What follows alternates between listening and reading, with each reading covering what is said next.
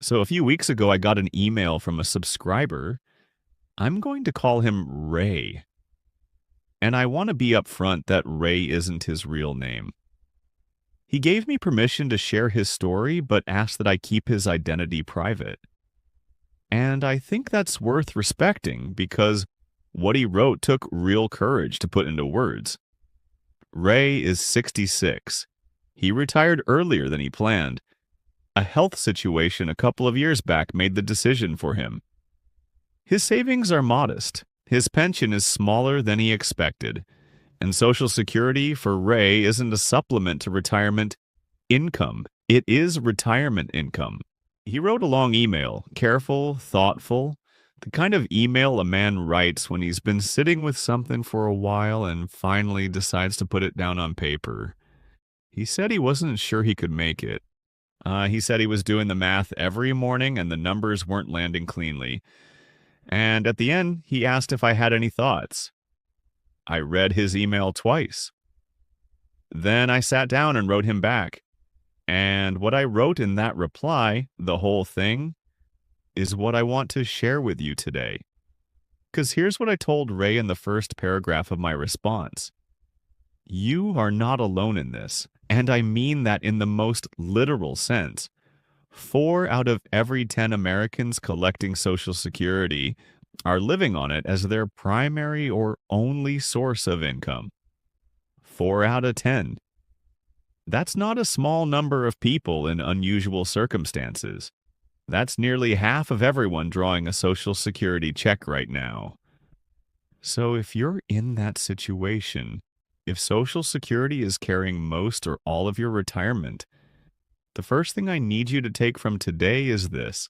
You are not the exception. You are the reality for a massive portion of American retirees. And there is a way to make it work. That's what the rest of this video is about. By the way, what if you want to see more videos like this? Quickly hit the subscribe button right now and ring the notification bell. We don't lecture here. Just real talk from guys like you living it. Now, the first thing I told Ray, before we got into the method itself, was that everything starts with making sure his Social Security number is as large as it can possibly be. And I've said some version of this in previous videos on this channel. I'm saying it again here because for a man in Ray's situation, it's too important to skip over. Here's why the number matters so much. Social Security calculates your benefit based on your best 35 years of earnings. You know, if you worked fewer than 35 years, the formula fills the missing years with zeros. And zeros pull the average down hard.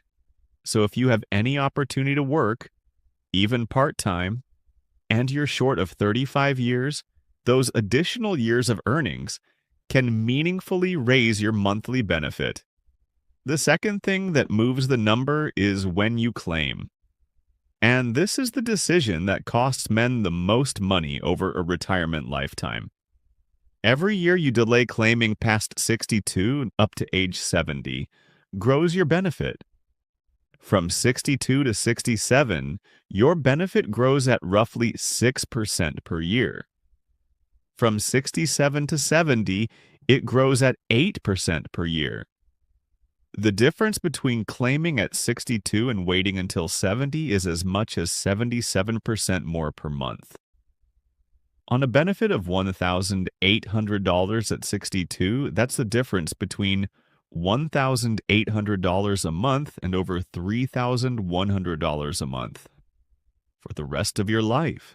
Well, for a man who's going to live at this income, that gap is everything.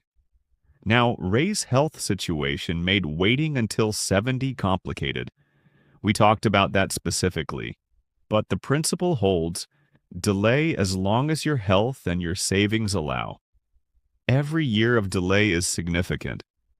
The third thing, and this one surprises people when I mention it, is to check your earnings record.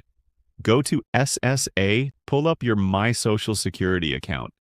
Look at every year of earnings on record.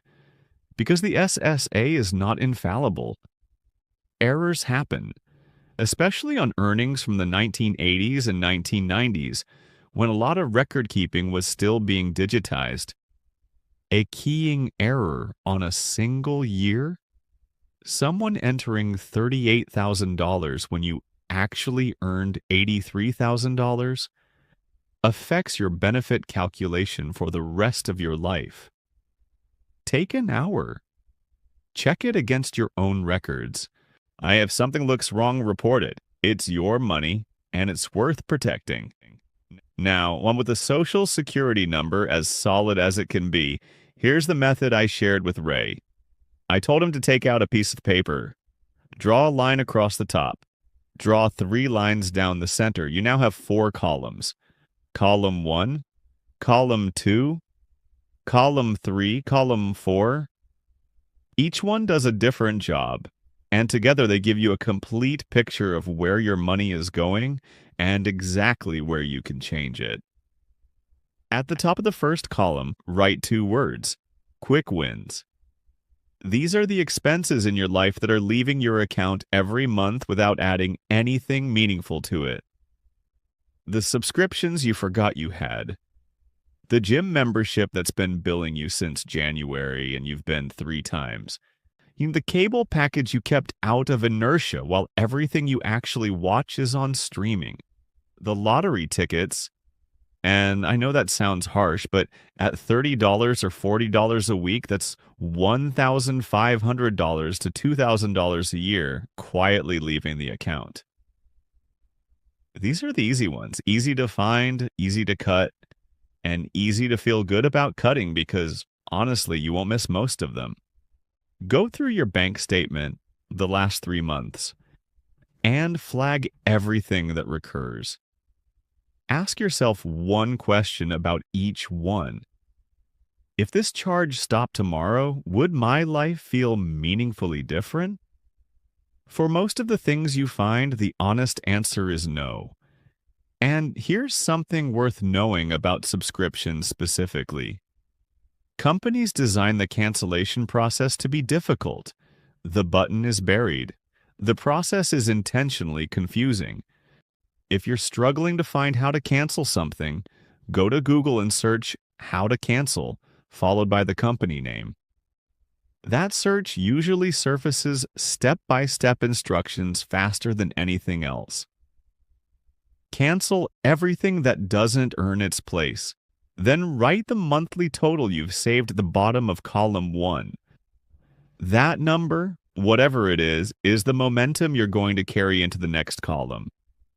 At the top of column 2, write 3 words: paying too much. You see, this column is different from the first one. Column 1 was about things you can eliminate entirely. Column 2 is about things you genuinely need, but you're almost certainly overpaying for. Groceries are the first one. And I've talked about this before on the channel because the number genuinely shocks people. Studies consistently show that the average American household throws out between 30 and 40% of the groceries they buy. That's not food you chose not to eat. That's money that went straight from your wallet into the garbage. The fix is simple. Buy less more often. Shop for 3 or 4 days instead of a week. The food stays fresh, you eat what you buy, and the total drops without changing what you're eating at all. Your cell phone bill is the next one. And this is one of those things most men know they should address and keep putting off. Call your carrier. Ask specifically to speak to the customer retention department. Tell them you're reviewing your plan and considering your options.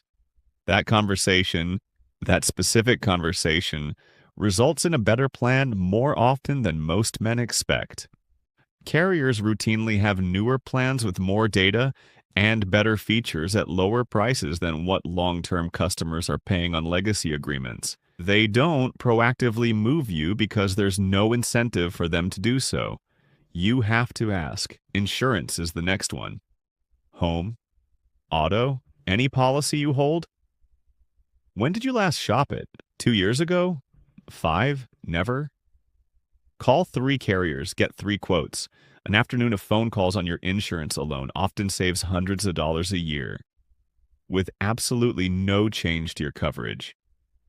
And if you bundle multiple policies with a single carrier, ask what discount that earns you. If you separate them, ask the same question of each carrier independently. The better deal isn't always what you'd assume. Utilities are worth a look, too. In many states, electricity and natural gas providers compete for your business. Your bill has two parts: the cost of the energy and the cost of delivering it. The delivery part is fixed. The energy part is sometimes negotiable. Go to your state's Public Utilities Commission website and look at what comparison tools are available. Prescription drugs are the last one in this column. And if you're on any regular medications, this conversation is worth having with your doctor. Generic drugs contain the same active ingredient as their branded counterparts and are required by law to meet the same efficacy standards. The cost difference runs between 20 and 70% depending on the drug. On medications you're taking every month for the rest of your life, that difference compounds into serious money over time. Write the total monthly savings from column 2 at the bottom. Add it to column 1. Now you have a real number. And we haven't gotten to the column that does the most work yet. At the top of column 3, write these words: permanent costs, with quotation marks around permanent. Because here's the thing about the costs that feel fixed and immovable. Most of them aren't. They're only permanent at this point in time. And with some planning and some patience, many of them can be changed significantly. Rent is the obvious one. If you're renting and you have a lease, yes. For the term of that lease, the payment is what it is. But when the lease comes up, the conversation with your landlord is worth having honestly. A reliable tenant of several years has more negotiating power than most people use. And if the current rental isn't the right size or the right location for a retirement budget, the end of a lease is the moment to think seriously about where you actually need to be. Because here's a broader point worth sitting with. Where you live is one of the most powerful financial decisions available to a retiree. A man living in a high cost of living metro area on Social Security alone is playing the game on hard mode. That same Social Security check in a lower cost of living city or town somewhere in America funds a genuinely comfortable life. I'm not saying everyone can or should move. Roots are real. Family is real. But the option is worth including in the calculation. Car payments are the next one in this column. If you're carrying a car loan right now, two things are worth checking. First, is there a lower interest rate available through refinancing? Rates change and your credit profile may have improved since you took the original loan. Call your bank and ask. Second, and more fundamentally, do you need the car you have? A newer, more expensive vehicle costs more to insure, more to maintain, and carries a payment that a simpler, paid-off car doesn't. This isn't about depriving yourself. It's about asking whether the car is serving your life or whether the payment is working against it. Credit card rates sit in this column too.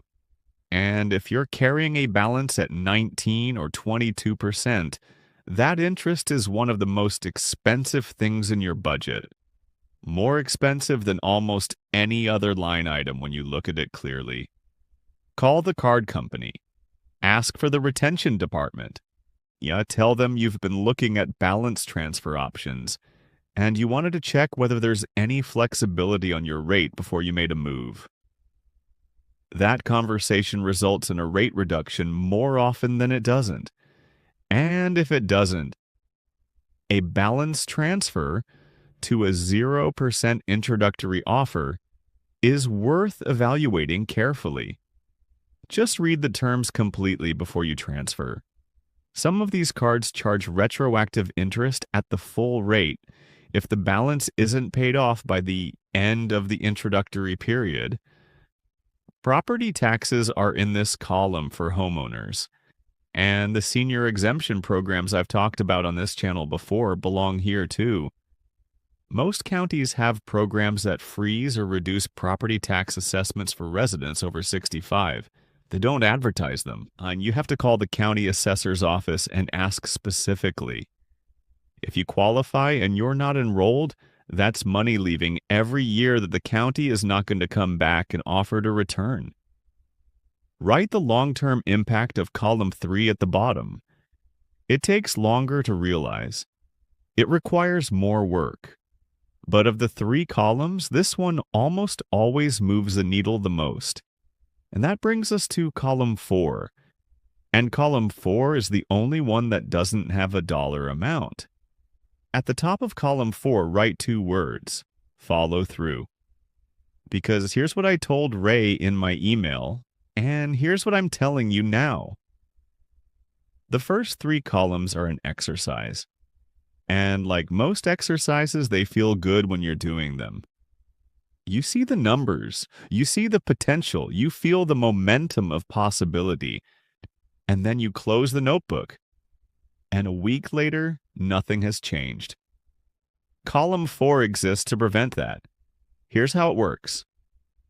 Go back through your first 3 columns. Pick one thing. 1. The easiest win you can see. The subscription that's been bothering you the most. The carrier call you've been putting off. One thing. Do it today, before this video is over if you can. And then tomorrow, pick one more. The method works because the momentum is real. The first cancellation is the hardest. The second one takes half the time. By the 4th or 5th, it becomes almost automatic because you've changed how you look at your own money. That shift from passive acceptance of whatever leaves your account to active ownership of where every dollar goes is the real outcome of this exercise.